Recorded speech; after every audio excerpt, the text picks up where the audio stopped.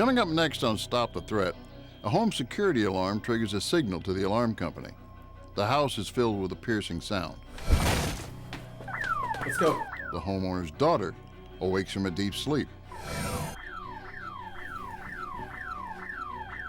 Still groggy, her training instinctively kicks in. Reaching for her gun, she prepares to defend herself. What would you do? Stop the Threat starts now.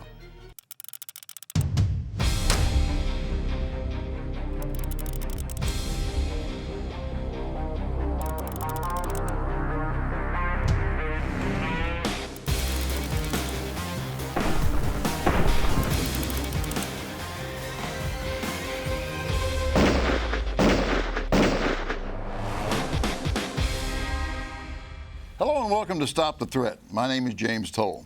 On today's episode, we're taking you to Dallas, Texas, where we are going to reenact a burglary/home invasion we call Rude Awakening. Texas is a stand your ground state, and it is also a shall issue state. And I just want to mention this. As I have said in the past, all of our crime reenactments are adapted from actual events, and in most cases have not been resolved judicially by the time of airing. Now, I know a lot of you have sent me an email asking me what took place after. Did anybody go to jail? Was anybody arrested? And I can tell you now, and I can reassure you the fact that none of the people, to our knowledge, that have had a concealed weapons permit or were homeowners or used a weapon to defend themselves or a member of their family were convicted of a crime. So before we begin, let me quickly go around the table, introduce you to this week's guests.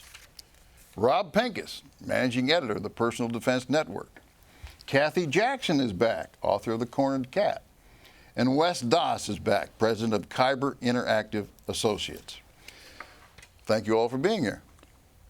The other thing that I receive a lot of emails, and some of these emails that I do receive I think are worthy of bringing on the show and kind of throwing up on the table for you guys to look at and let's discuss, because they answer a lot of questions. So let me just read one. This one is from Kristen. My name is Kristen. My friend had a home invasion done by people who we thought were friends. I think we've heard that before.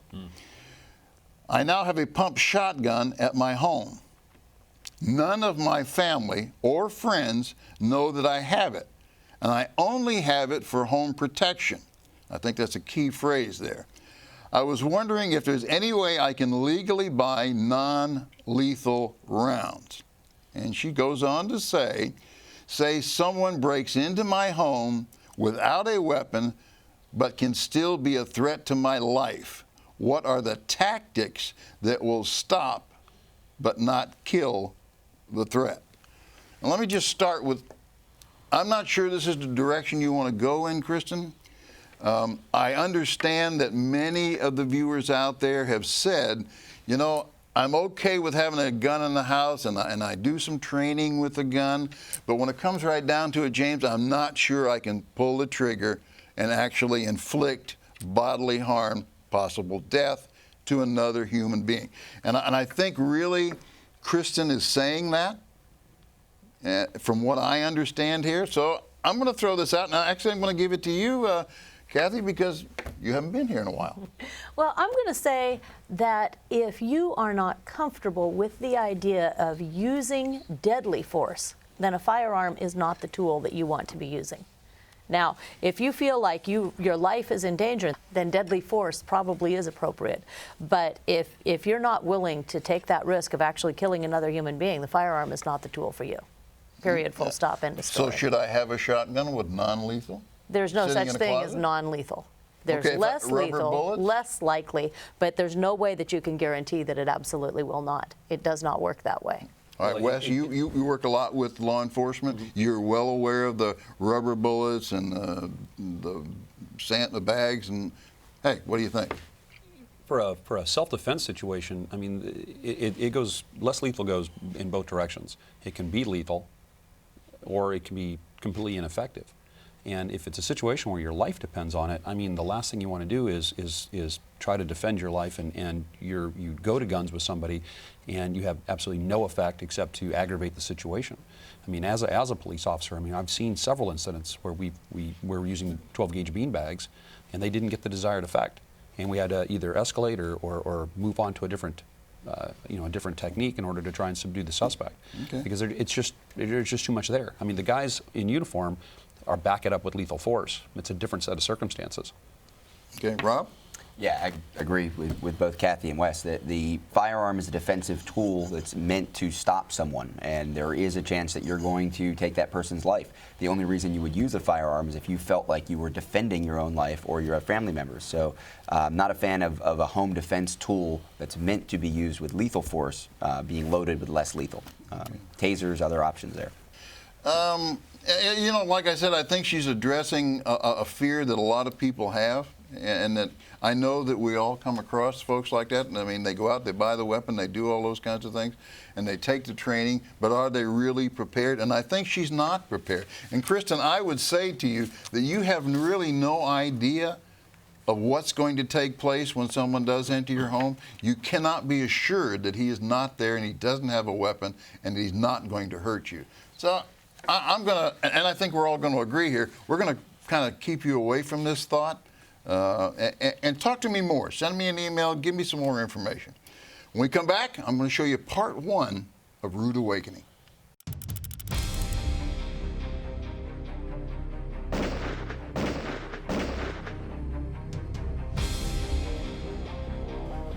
Welcome back to Stop the Threat. I want to take you now to part 1 of Rude Awakening.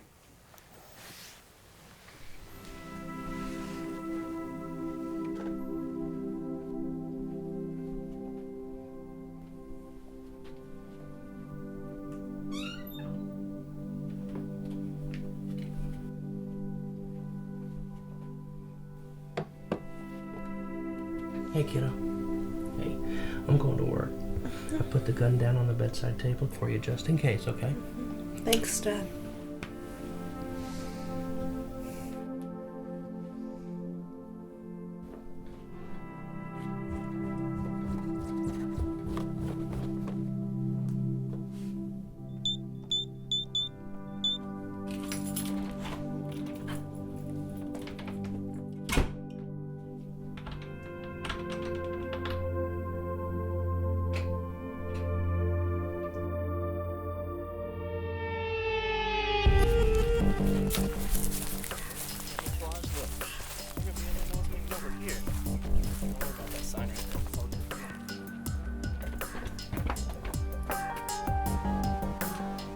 Nobody's home. Nobody's home. Good, let's do this.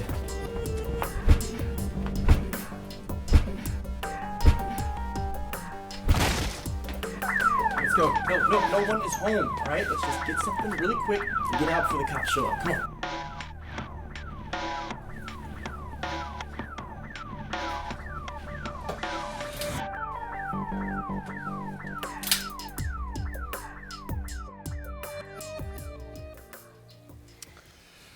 Okay, there's part 1. I like the fact that Dad brought the handgun up.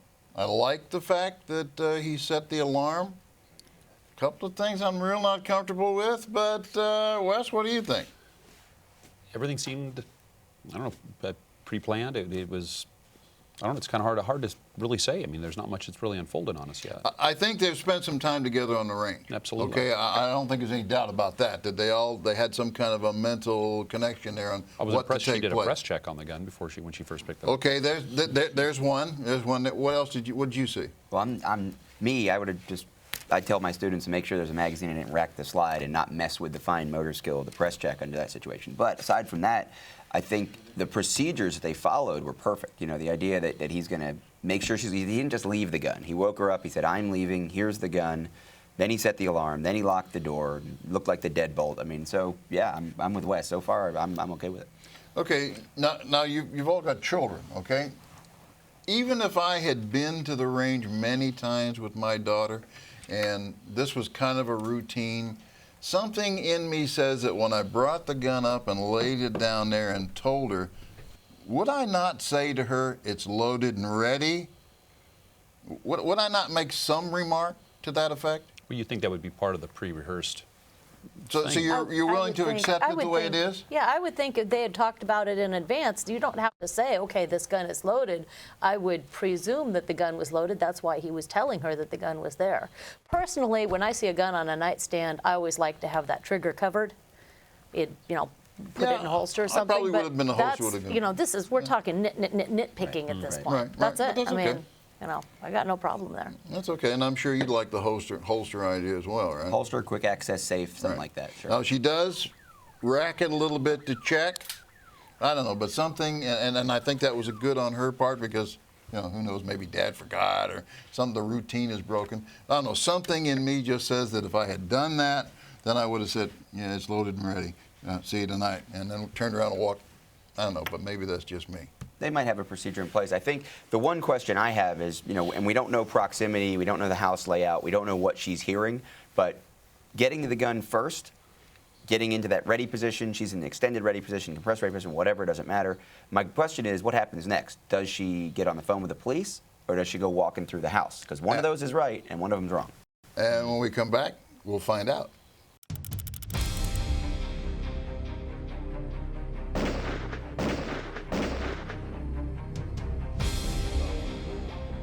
Welcome back to Stop the Threat. We're going to show you part 2. Part 1 left a lot still undecided, but part 2 you'll find very interesting.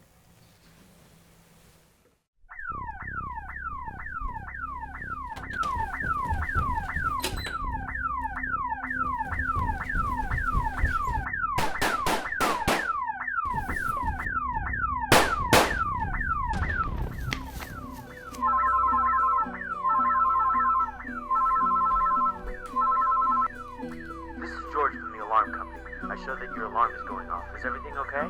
No. 2 men just broke into my house and I shot one of them. Send the police.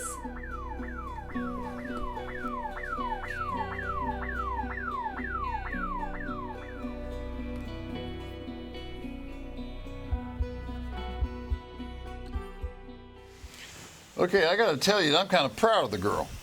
I don't see a lot wrong here. Now, did I miss anything? Yeah. Okay, tell me. She never should have left that room. And she certainly shouldn't have shot at the guy running out the front door. Should have stayed in the room because she did control the room with the gun, didn't she? And she had a phone. And she had a phone. Wes, you go with that? I absolutely, because one of the first things I would have advocated anybody going for would have been that phone initially, no matter whether the alarm's going off or not. I mean, you saw the delay in the alarm company even responding to the alarm, and that's standard, that's typical. And her going to guns on a guy that's fleeing from the scene, that was putting yourself in a really weird position. Okay. Kathy? I tell my students, always protect the most important thing in your home. The most important thing in your home is your own life. Everything else can be replaced, but not your own life. Anytime that you set foot out to go explore and find out what's happening, you're putting your own life at risk, and it's not worth it. You set up where you're safe, where you can protect yourself, and you let them come to you. I had somebody say, well, wait, that's just totally wrong. That's like being wimpy, and we have to go protect. And it's like, if that really bothers you that much, call it a tactical ambush. But set up where you're safe. Set up where you're safe. Okay. Well, I like the idea. And I think that's perfectly fine to stay in the room because you are controlling that area and being on the phone. And I mean, I think that's the perfect move. Okay, let's back it up a little bit. Dad comes up, he puts the gun on the table, which kind of tells you that they've spent some time talking about how to shoot, been down to the range, what might happen, I'm not at home, those kinds of scenarios they've probably played out in their mind. Now, I can say to you that from the crime report, it did say when she came out, she saw the gun in the hand of the guy coming up. And she never even gave it a second thought. She just opened fire on him. As soon as she saw a gun and didn't recognize him, she opened fire. Kind of tells me we're looking at a well-trained individual. I'm not saying this is everybody, but I am saying this is a mentally and physically well-trained individual who took charge of this situation and maybe rushed out there. Maybe I don't want to say to all the viewers out there, this is what you should do, because I think the conservative part would be, you know, what we have discussed here. You control a room, you've got the gun, you've got the phone, let them come to you. And I think that's probably a good answer. Under these circumstances, from what we know of the shooter, she was very confident the entire time. When law enforcement interviewed her, there was no whimpering. I don't mean that in a bad way, but she was not upset. She was in full control and very confident of what had taken place. Her only regret was, in fact, that the second individual escaped unharmed. So kind of tells me that she was pretty aggressive to begin with. Yeah, I actually wrote down after the first segment, call or hunt. Call or hunt. She went hunting. She went hunting. You know, and luckily she's safe, and they were bad guys, and, you know, we all say, well, they get what they deserve, that kind of thing. But at the end of the day, she may not have been upset when she gave that interview to the police, but who knows what she's dealing with now. Well, no, I think there's, and I'm sure that you would agree with that. Later on, within the next 12 hours, I think there's probably things that are going to take place emotionally with her. Without a doubt. But you know, another thing to think of too, because the reenactment only shows us a really small segment of really what may or may not have transpired. You know, people with alarms, on alarmed homes, how many times do alarms just go off by themselves? And, you know, you hear a noise in the middle of the night. I mean, we still get up in the middle of the night to go see what that noise is. She may have not initially started the hunt. I mean, that's what we're seeing. She may have gone down because the alarm went off. That's what woke her up out of her sleep, was the alarm.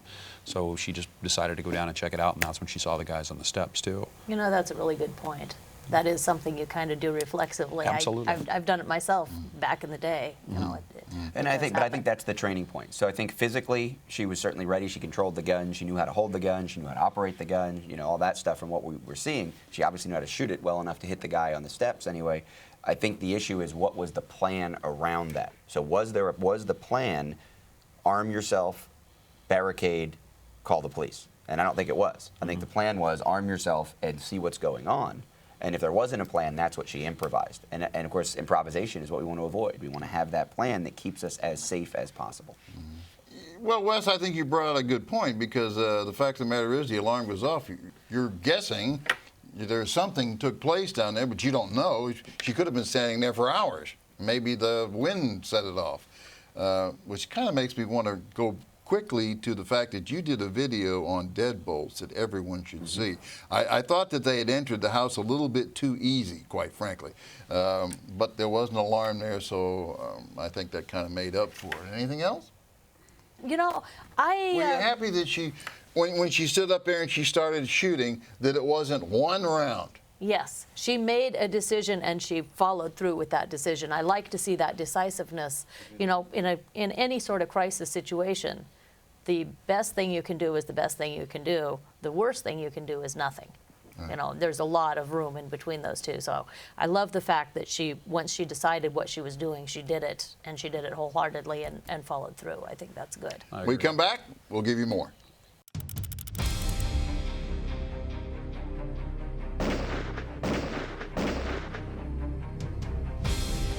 Welcome back. We're summing up, actually, Rude Awakening, and while we were off air, there was a question that came up that I think we all should be aware of. We don't know, in fact, and certainly she didn't know, that there weren't more than 2 perps involved here. And we only saw 2, and so the point might be, in which you went to, that after seeing the second one run out the door, she didn't know there was a third one, and you suggested... Well, yeah, I mean, you could have the second guy could come back, the guy on the stairs could be, as Kathy said, down but not out. The gun could come back up. So, you know, again, you go out that doorway, you put yourself in danger. Now, you defend yourself, good job. You go back, you get on the phone. Going back through that doorway just puts you in more danger again, as opposed to waiting in the safe, secure spot. Wes, what do you think? I would agree. I mean, holding in that room and contacting 911 and just standing by and just letting it play itself out, it's the safest location for her to be, as opposed to walking into the middle of it. Yeah, as it turns out, there were only 2 involved in this, but I think she wouldn't have known that coming down the stairs. So I think that was a good point. Go back inside. You don't know there's another person there, or that the runner might come back in. And so, yeah, that's probably a good idea. The other question I have, and I know it's going to come up, is I want to go back to this one more time. He's running out the door. He is fleeing the scene. Even though he's the bad guy, are you good with shooting after him? Only if he is actually a threat to your life at that moment. You must be able to articulate how your life was in danger at the very moment you pulled the trigger. Somebody who's running out the door, you know, it's one thing if he's running out the door and clearly fleeing. It's another thing if he's shooting back behind him while he's doing it. Those are two very different circumstances. It's not, oh, the shot in the back is a bad thing. It's you have to be able to articulate how your life's in danger. And I'm not seeing that at that moment. Okay. Absolutely. I mean, that whole circumstance there could have completely reversed the situation on her. She's pursuing somebody that may or may not need to be pursued. The laws in different jurisdictions, of course, are going to dictate how that plays out. Whether the guy had to be at the doorway or on the property or actively engaged in something, or she just felt threatened. But at the end of the day, that's one of the reasons I tell my students to really think about whether or not you should shoot versus being legally able to shoot. All right. Well, this did take place in Texas. And Texas probably has the most envious of gun laws. And I think, well, I'm not going to think about it, there was no charge. But if I were to give a suggestion to folks around the country, I might go with something like that. We've got to go. I think we had a good show today, and I do appreciate your comments. I thank you for tuning in this week, and I'll see you again next week. Be safe, be trained, be alert.